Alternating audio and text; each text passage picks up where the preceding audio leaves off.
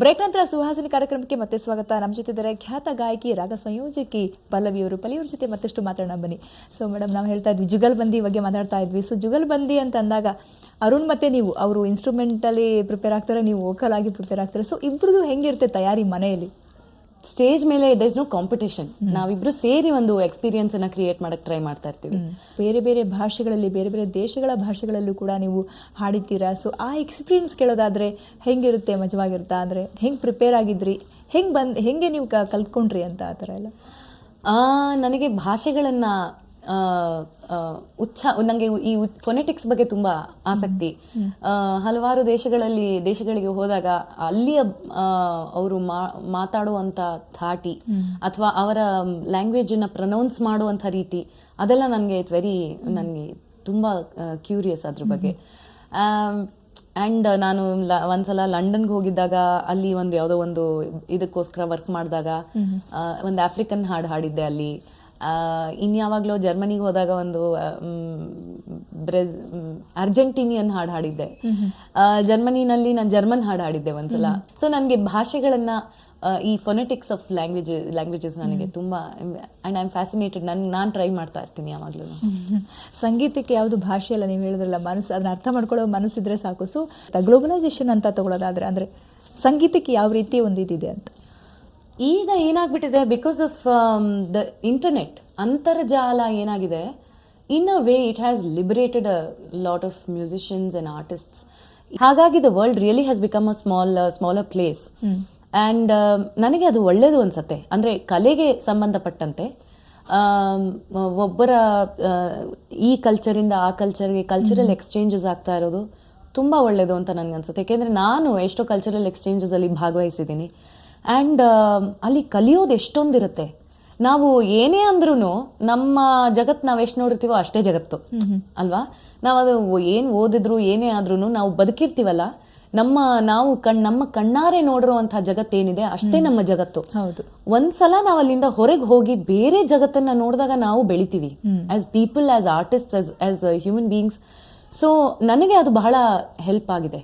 ಹೊರಗಿನ ಜಗತ್ತು, ಬೇರೆ ದೇಶಗಳಿಗೆ ಹೋದಾಗ ಅಲ್ಲಿಯ ಕಲಾವಿದರ ಜೊತೆ ಸ್ಪಂದನೆ, ಅಲ್ಲಿಯ ಜೀವನ, ಅಲ್ಲಿಯ ಲೈಫ್ ಸ್ಟೈಲ್ ಎಲ್ಲ ನೋಡಿದಾಗ, ಅವ್ರ ಕಲ್ಚರನ್ನ ನಾವು ತಿಳ್ಕೊಂಡಾಗ, ನಮ್ಮ ಕಲ್ಚರನ್ನ ಅವ್ರು ತಿಳ್ಕೊಂಡಾಗ, we all have grown as human beings. So ಹೊಸತನ ಅಂತ ಅಂದಾಗ ಹಾಡಿನಲ್ಲಿ, ರಾಗದಲ್ಲಿ ಅಥವಾ ಹೊಸತನವನ್ನ ತಗೊಂಬಂದಾಗ ಸಾಕಷ್ಟು ವಿಮರ್ಶೆಗಳಂತೂ ಕೇಳಿ ಬಂದೇ ಬರುತ್ತವೆ. ಸೊ ವಿಮರ್ಶೆನ ಯಾವ ರೀತಿ ಸ್ವೀಕರಿಸ್ತೀರಾ ನೀವು? ನನಗೆ ಅನ್ಸೋದು ಕ್ರಿಟಿಕ್ ಇಸ್ ವೆರಿ ಇಂಪಾರ್ಟೆಂಟ್. ವಿಮರ್ಶೆ ಅನ್ನೋದು ಬಹಳ ಮುಖ್ಯ. ಒಬ್ಬ ವಿಮರ್ಶಕ ಕಲಾವಿದನಷ್ಟೇ ಮುಖ್ಯ ಆಗ್ತಾನೆ. ಆದರೆ ವಿಮರ್ಶೆ ಕೂಡ, ಕಲಾವಿದ ಎಷ್ಟು ತನ್ನ ಜೀವವನ್ನ ಒಂದು ಕಲೆಯ ಅವ್ರು ಮಾಡಿರುವಂತಹ ಒಂದು ಪ್ರಾಡಕ್ಟ್ ನಲ್ಲಿ ಹಾಕಿರ್ತಾನೋ ಅಷ್ಟೇ ಜೀವವನ್ನ ವಿಮರ್ಶಕ ಕೂಡ ಹಾಕ್ಬೇಕು. I mean it should be as serious as that ಒಬ್ಬ ವಿಮರ್ಶಕನ ಕಡೆಯಿಂದ. ಆಗ ಏನಾಗುತ್ತೆ, ಐ ಥಿಂಕ್ ವಿಮರ್ಶೆ ಬಹಳ ಮುಖ್ಯ ಆಗುತ್ತೆ. ಒಂದು, it reflects what the audience thinks about a certain product or a certain product ಅಂತ ಹೇಳ್ಬಾರ್ದು ನಾನು. ಒಂದು ಕಲಾತ್ಮಕ ಒಂದು ಇದನ್ನ ನೋಡಿದಾಗ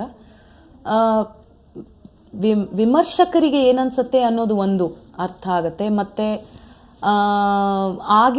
ಅವತ್ತಿನ ಸೊಸೈಟಿಗೆ ಅಂಥ ಒಂದು ಕಲಾತ್ಮಕ ಇದರ ಬಗ್ಗೆ ಏನನ್ಸುತ್ತೆ ಅನ್ನೋದು ಕೂಡ ನಮ್ಗೆ ಅರ್ಥ ಆಗತ್ತೆ. ಕಲಾವಿದರಿಗೆ ವಿಮರ್ಶೆ ಬಹಳ ಮುಖ್ಯ. ಆದ್ರೆ ವಿಮರ್ಶೆ ಅನ್ನೋದು it is a art in it self.